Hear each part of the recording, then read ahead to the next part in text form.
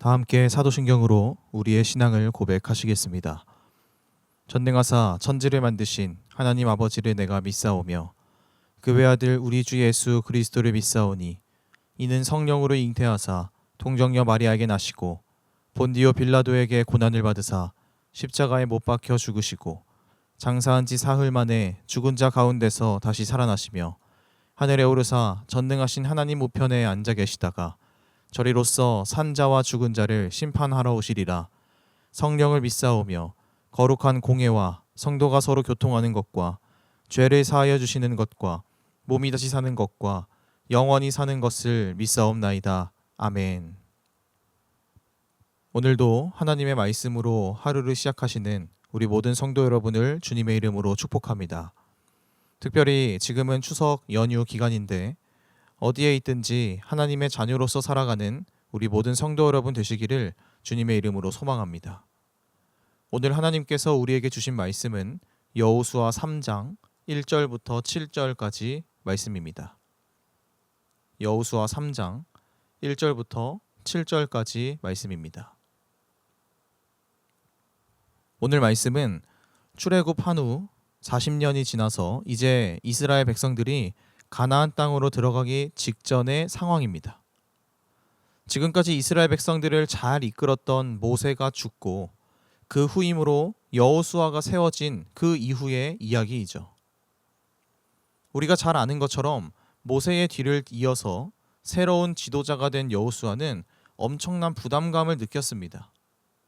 그 오랜 세월 동안 이스라엘 백성들을 잘 이끌고 또 많은 기적을 행하고 심지어 하나님과 대면하기까지 했던 그 모세의 뒤를 이었기 때문에 당연히 부담스러울 수밖에 없었죠. 그래서 하나님께서는 그런 여호수아에게 여호수아 1장에서 강하고 담대하라, 두려워하지 말며 놀라지 말라, 내가 어디로 가든지 내 하나님 여호와가 너와 함께 하느니라 라고 말씀하시면서 여호수아를 그 부담감에서 벗어나게 하셨습니다. 그리고 나서 이제 여호수아가 담대하게 이스라엘 백성들을 이끌고 본격적으로 가나안 땅으로 들어가려고 하는데 이제 요단강을 백성들이 마주하게 됩니다. 우리 여호수아 3장 1절 말씀을 함께 읽어보도록 하겠습니다. 또 여호수아가 아침에 일찍이 일어나서 그와 모든 이스라엘 자손들과 더불어 시팀에서 떠나 요단에 이르러 건너가기 전에 거기서 유숙하니라. 아멘.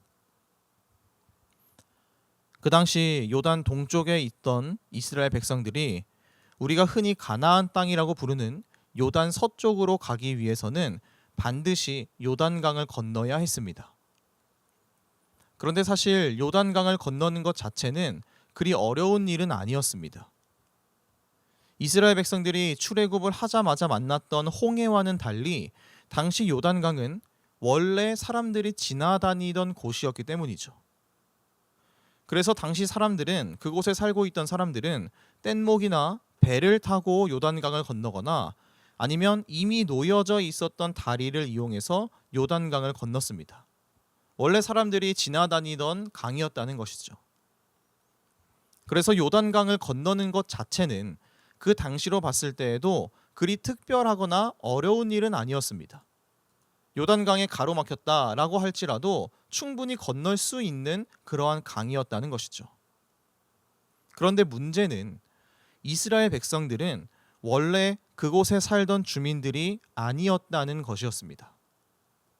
원래 그곳에 살고 있던 사람들이라면 얼마든지 자유롭게 배를 타고 건너거나 다리를 건너서 이동했겠지만 이스라엘 백성들은 아니었습니다. 일단 이스라엘 백성들은 그 당시 100만 명이 넘었기 때문에 당연히 그 모두가 이용할 만큼의 배가 있지 않았죠. 배가 있다고 하더라도 100만 명이 건너기 위해서는 아주 많은 시간이 걸릴 겁니다. 무엇보다 가나안 땅의 주민들의 입장에서 봤을 때 이스라엘 백성들은 불청객이었죠. 그냥 몇십 명, 몇백 명이 이동하는 것도 아니고 100만 명이 넘는 사람들이 이동하는 것을 보면 당연히 경계할 수밖에 없습니다. 그래서 이스라엘 백성들은 그 당시 사람들이 이용했었던 수단으로는 이 요단강을 건널 수 없었습니다. 그리고 사실 이 요단강을 건너는 방법은 말씀드렸던 뗏목이나 그리고 다리를 이용하는 것 외에도 한 가지 방법이 더 있었습니다. 당시 요단강은 여름철이 되면 강의 수위가 낮아졌다고 합니다. 그래서 성인이라면 어렵지 않게 강을 가로질러서 건널 수 있던 것이죠. 그런데 이스라엘 백성들은 이 방법 역시도 사용하지 못했습니다. 우리 15절 말씀 읽어보도록 하겠습니다. 요단이 곡식 거두는 시기에는 항상 언덕에 넘치더라. 궤를 맨 자들이 요단에 이르며 궤를 맨 제사장들의 발이 물가에 잠기자. 아멘. 하필이면 이스라엘 백성들이 요단강을 건널 그 시기는 곡식을 거두는 시기, 즉 추수할 때였습니다. 계절로 보면 가을이었던 것이죠. 요단강은 말씀드린 것처럼 여름에는 수위가 낮아지지만 가을과 겨울이 되면 수위가 높아집니다. 그래서 강이 범람하게 되는 것이죠.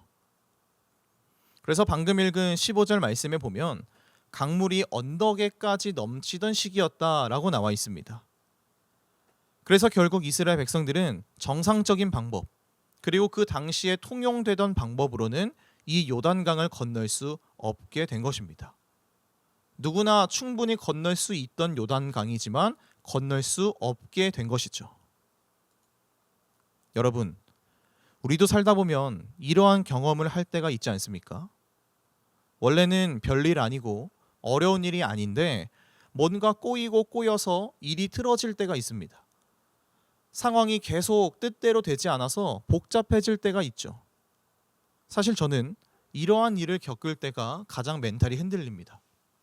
애초에 힘들고 어려운 일이어서 내가 긴장하고 마음을 굳게 먹고 부딪히게 되는 그런 일보다 별거 아니라고 생각했고 쉽게 할 수 있을 거라고 생각했는데 상황이 틀어지고 계획이 틀어지면서 예기치 못한 상황을 만날 때, 그럴 때 더 멘탈이 흔들리는 것 같습니다.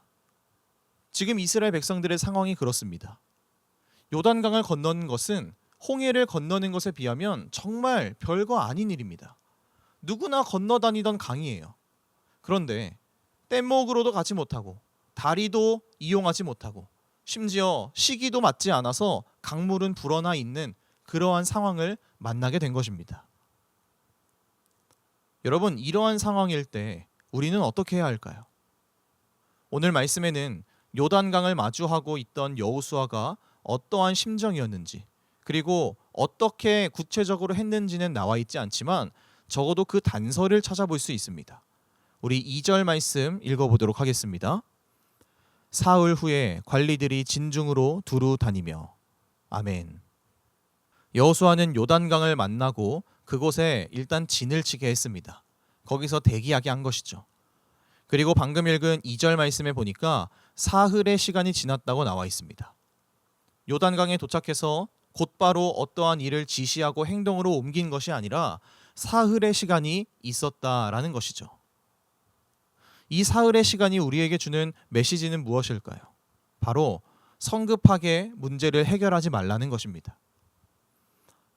우리가 한번 여호수아의 입장이 되어서 한번 생각해 봅시다. 지금 여호수아는 모세의 뒤를 이어서 40년 동안의 이 출애굽 여정의 목적인 가나안 땅을 눈앞에 두고 있는 상황입니다. 그리고 아직까지 여호수아는 지도자가 되어서 어떠한 업적을 이뤘거나 대단한 일을 했던 그런 상황이 아닙니다. 그렇기 때문에 여호수아의 마음이 조급해질 수도 있죠. 내가 빨리 어떤 성과를 내서 인정받아야 한다. 내가 모세의 뒤를 이은 지도자라는 것을 인정받아야 한다. 라는 그러한 마음이 여호수아에게 있을 수도 있습니다.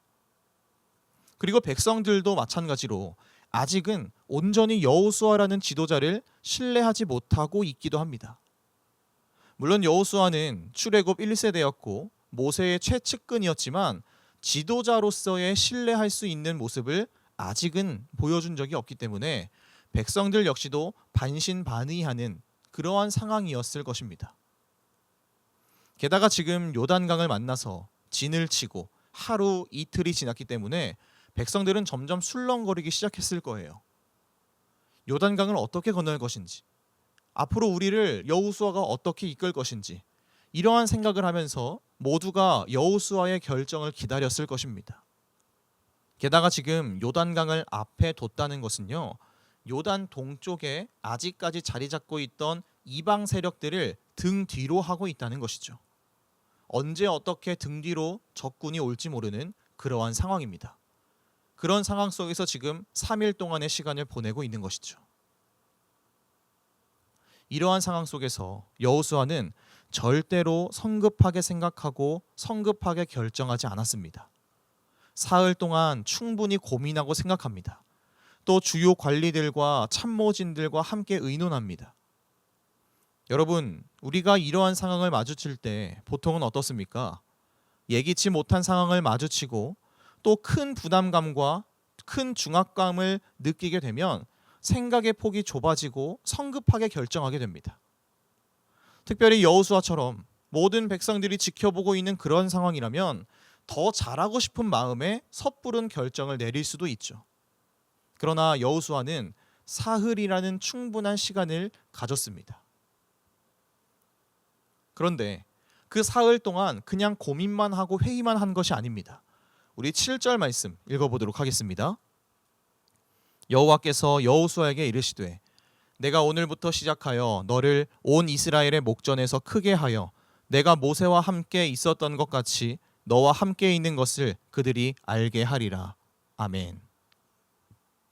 하나님께서는 이 요단강을 건너는 일부터 시작해서 여호수아를 마치 모세처럼 크게 하시겠다고 말씀하십니다. 이것이 무슨 뜻입니까?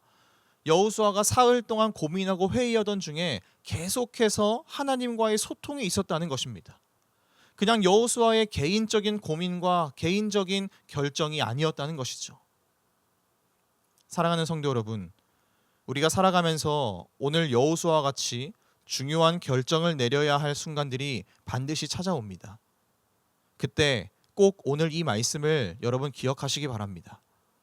온갖 부담감과 중압감이 나를 짓누르고 또 예기치 못한 문제들이 발생해서 내 마음이 조급해지려고 할 때 꼭 오늘 이 말씀을 기억하시기 바랍니다. 그런 모든 순간 속에서 여호수아와 같이 조급함에 쫓기지 말고 점점 좁아지는 그 생각 속에 갇히지 말고 오히려 더 심사숙고할 수 있는 그러한 시간을 가지시기 바랍니다. 그리고 가장 중요한 것, 반드시 여러분 기도하시기 바랍니다. 하나님의 음성에 귀 기울이고 하나님의 계획에 귀 기울이시기 바랍니다. 우리의 마음이 조급해지고 생각의 폭이 좁아지면 좁아질수록 하나님의 음성에 귀 기울일 수 없습니다. 그렇게 될 때 성급한 결정을 하게 되는 것이고 옳지 못한 판단을 내리게 되는 것이죠.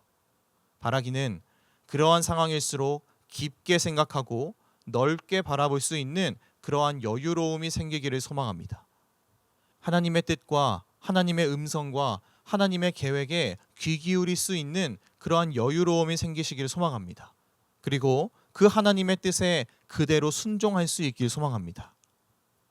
특별히 추석 연휴에는 많은 사람들을 만나게 되기 때문에 언제 어떤 상황이 벌어질지 알 수 없죠. 그러나 여러분 그 모든 상황 가운데에서 중심을 잘 잡으시고 하나님의 뜻에 귀 기울이며 나의 뜻이 아닌 하나님의 뜻을 따라갈 수 있는 모든 성도 여러분 되시기를 주님의 이름으로 축복합니다. 아멘. 기도하겠습니다. 사랑과 은혜가 풍성하신 하나님, 오늘 하루를 우리에게 허락하심에 감사드립니다. 오늘 하루뿐만 아니라 추석 명절 연휴를 우리에게 허락하셔서 쉼을 주시고 또 여러 만남을 허락하게 하시니 감사드립니다. 이번 연휴 기간이 우리에게 재충전의 기간이 되게 하셔서 지쳐있던 몸과 마음이 회복되는 그러한 시간이 되게 하여 주시옵소서. 오늘 하나님께서 우리에게 주신 이 말씀이 우리를 살아가게 할 말씀이 되는 줄 믿습니다. 우리가 살아가면서 수많은 상황을 마주하게 되고 수많은 선택의 순간을 마주하게 되는데 그 모든 상황 가운데서 조급하지 않게 주님 붙들어 주시옵소서.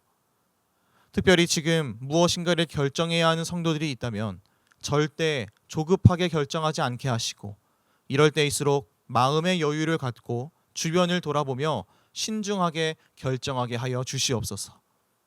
주님, 우리 모든 성도들이 언제나 주님의 음성에 귀 기울일 수 있는 주님의 백성이 되기 원합니다. 내 생각과 내 판단에 의해서 하나님의 음성이 가려지는 것이 아니라 언제나 하나님께로 귀를 열고 마음을 열어놓는 우리 모든 성도들 될 수 있게 하여 주시옵소서.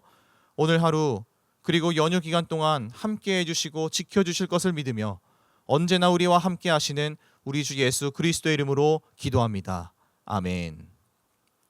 하늘에 계신 우리 아버지여, 이름이 거룩히 여김을 받으시오며 나라가 임하시오며 뜻이 하늘에서 이루어진 것 같이 땅에서도 이루어지이다. 오늘 우리에게 일용할 양식을 주시옵고 우리가 우리에게 죄 지은 자를 사하여 준 것 같이 우리 죄를 사하여 주시옵고 우리를 시험에 들게 하지 마시옵고 다만 악에서 구하시옵소서. 나라와 권세와 영광이 아버지께 영원히 있사옵나이다. 아멘.